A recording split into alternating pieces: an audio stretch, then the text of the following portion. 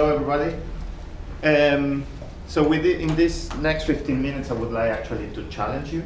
I'm going to show a few results that I don't understand, several of us don't understand. And if you are a theoretician, I hope you can give me some answers. At the same time, to make the game fair, if you want to challenge me about something I'm not showing you, but it would be nice to get, like a number analysis or something, please do say, because there is lots of data and lots of things to do, but sometimes it's difficult to understand which are the priorities. So I'm going to talk about two sources. The first one, 1915, which is a very famous one. The second one is a recent discovered one, and in the context of scales with a black hole mass and a few other things. So if you are not in this area, what I'm talking about is low mass X-ray binaries. Again, you have a companion star, you have a black hole in the center, you have a disk, and in this particular case, we think that we are seeing a disk that is very, very active, very, very close to the compact object. And what you are seeing is a mix of the disk trying almost touching the event horizon, and you have disks that are really, really strong on the disk, and you have jets and everything. Actually, instead of happening in a random way, it works more like a clock, and I'm going to show you what I mean. And that so far is very difficult to explain. And what is important is that you remember is that accretion here is very close, or at very close to Eddington rays, or sometimes can be even higher than that. So if you actually look at, you choose your favorite X-ray satellite that is alive, and you look at one of these sources, a general black hole binary, you make a light curve of 1 second beam. This is a typical light curve that you get. This is a typical data that you get. Of course, if you do power spectra, you get the plots that Tommaso and Mariano were showing in the previous talks, but in the 1 second light curve, you don't see anything. However, there was always one source until 2 years ago that was different. That was GRS 1915. And it was different because it showed all these type of light curves. So it shows something similar to what I was showing you before, but it also shows highly structured light curves that happen again and again. I mean, this source has been observed at least for 16 years with RXT and previously as well. And all these types of light curves that are classified here appear again and again and again. So it's not a random thing. The source knows what it's doing and knows that it has to go from one class to another one and then come back to the previous one. This source, called 1915, just to give you an idea, was discovered in 1992, and it has been active since then. It's a 10 solar mass black hole. It's quite well defined. It's far. It's 12 kiloparsecs. It's at a distance of 12 kiloparsecs. And it has a very long orbital period, it's 33 days. What is more important is that it's accreting at Eddington rays. And basically, many of the theories that are out there basically were saying 1915 is special, and it shows all these light curves because it's accreting at Eddington rays, and what you are seeing is the something dominated accretion disk. What is it? Radiation dominated. Thanks. Radiation dominated accretion disk. So 1915 was a test case. There are thousands of papers really on ADS that you can check. But the main problem was always, how can we test those models if we don't have at least a second one that we can compare with? And here is where it comes. A discovery of 2 years ago. The name is IGR J17091, and some people like me like to call it the last treasure discovered by RXT, because after that basically they shut it off. And I'm going to show you a few of the things that we have done so far, and we think that it's really the tip of the iceberg. So this is the outburst as seen by SwiftBat. At the beginning it looked like a complete normal black hole, nothing like GRS 1915. It went up, and then this is the hard band, so this is between 15 and 50 keV. and then it became soft, and then suddenly it entered a period where it was going up and down. And if I show you only this, you would have said, well, a normal source. But actually, if you go in each of these points, there is a point of observation with RXTE, you actually find that the light curves are very similar to 1915. And what I'm showing you here, and it's 2 slides of this one, is on top is the new source, and on the bottom is 1915. And you can see that the light curves are extremely similar. This one, but this one, even that is kind of a mess, you still see the similarity. This is another example. This is a so-called a heartbeat, because it looks like the heartbeat that you would get if you go to the doctor, if you are healthy. And there has been lots of studies of this state because it's easy to analyze. However, there hasn't been many analyses of this type of states because they are very difficult to analyze.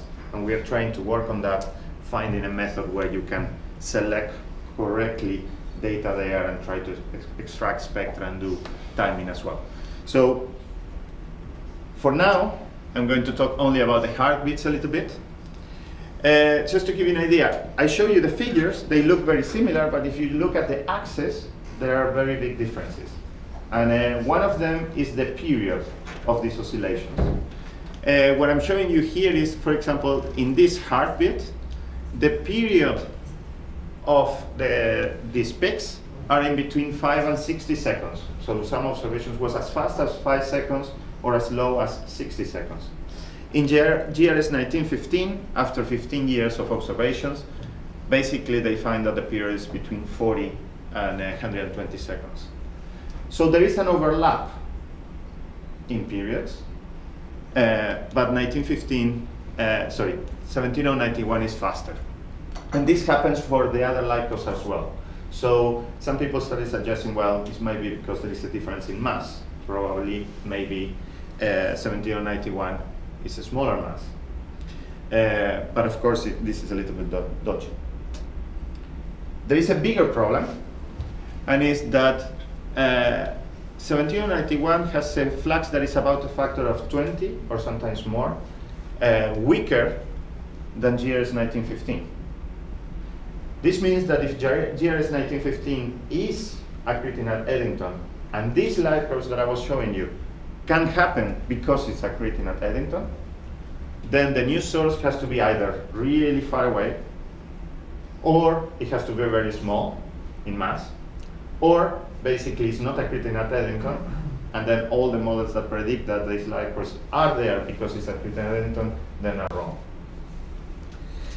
So there is not much we can do. We don't know the mass, we don't know the spin, we don't know the distance, so we can actually assume that it's accreted at Eddington, and then just see how, which would be the mass of the object as given a distance. And you see 3 curves here. It's because we have a volumetric flux, but we need a correction, the volumetric correction. And blue is no volumetric correction. This is a factor of 2, and this is a factor of 3. If it would be around 8 kiloparsecs, that is the typical distance that you give for a source that you don't know the distance, then, and it's accreting at Eddington, the black hole mass is 1, which is too low. It has to be further away than 15 kiloparsecs to be above the limit that you expect for a neutron star mass. This is interesting because if someone measures the distance and it would give you like 12 kiloparsecs, like GRS 1915, and it's accreting at Eddington, that would mean that you have a black hole of 1.7 solar masses or something like that. And nobody knows how would you create one like that in a binary system. So it would create lots of problems. So the easy solution is that it's really far. It's about maybe 20, 25 kiloparsecs, and it's a 4 solar masses black hole. But as you see, it's problematic. We got observations basically with most of X-ray satellites available at the time. This is XMM observation, and this is an average of the heartbeats. And when you have an average of the heartbeats, you can do a lot of things. And I'm going to show you one example. So below, I'm showing you, this is just a very nice figure of the heartbeats in 1915. If you actually calculate the intensity and you plot it versus the heart color as a function of time in a 1 second base, what you get is this loop. And it's very nice, and it repeats again and again. You can take 100 observations of that light cross, and you always get exactly the same thing.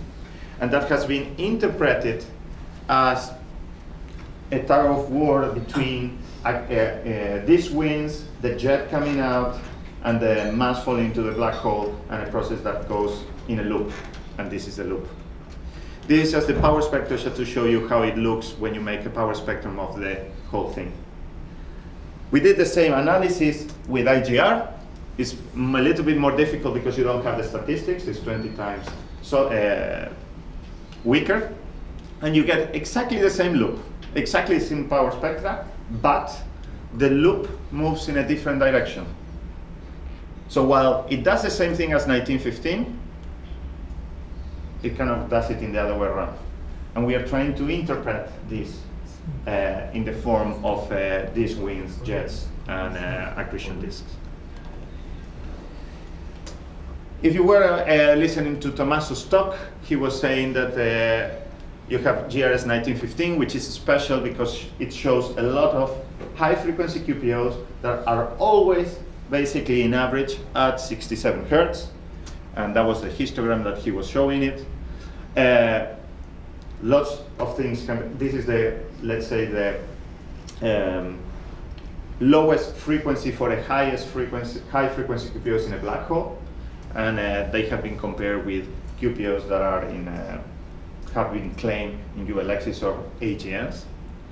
The interesting thing is that we went to see if we would find the same for this new source, and boom, exactly the same frequency, 67 Hertz. And this is kind of, well, challenging to explain because you have two completely different black holes, or at least you don't expect to have exactly the same mass and exactly the same spin, but show this QPO exactly at the same frequency. Exactly means 0.5 Hertz maybe difference, but it's the same frequency. So how do you explain this? And it's real, it's super significant. It has properties similar to the other one, QPO. And it was detected basically in all the observations with high flux, exactly the same as 1915. It also has, some people have tried to detect winds.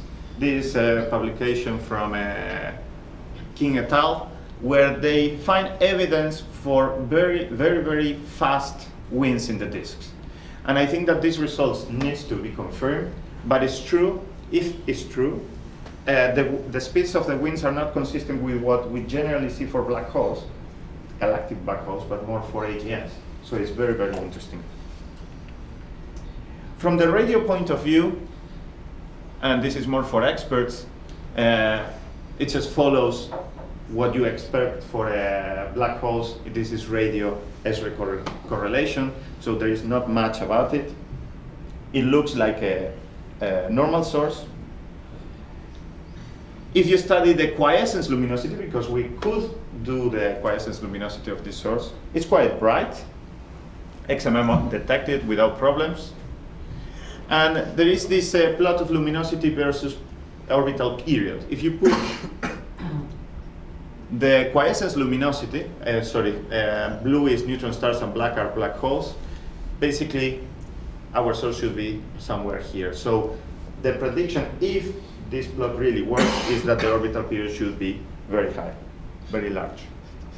So to finish, I know that it went really fast, I want to tell you that although the distance is unknown, the spin is unknown, mass is unknown, and the inclination is unknown. The orbital period is unknown. And as well, thank you.